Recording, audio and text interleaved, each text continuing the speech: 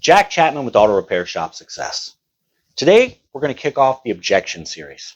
Now, last week we discussed the main 3 reasons people make the comment of no to our recommendations. So let's talk time. Time objections may sound like this. I need to get my kids from school. I need to go to work. I have errands to run.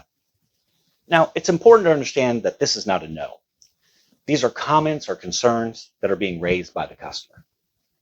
So the first thing you have to ask yourself is, did I do my job?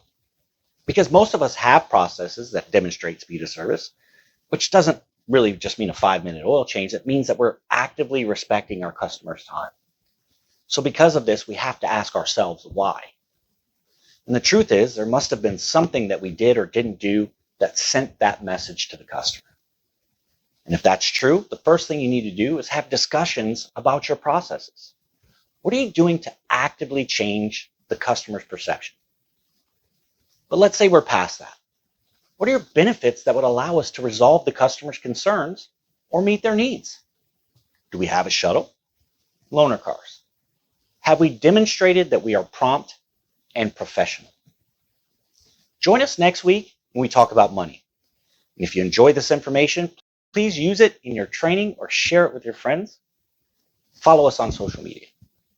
If you need help establishing some of the solutions we discuss here, reach out to us. And as always, we can't wait to see you.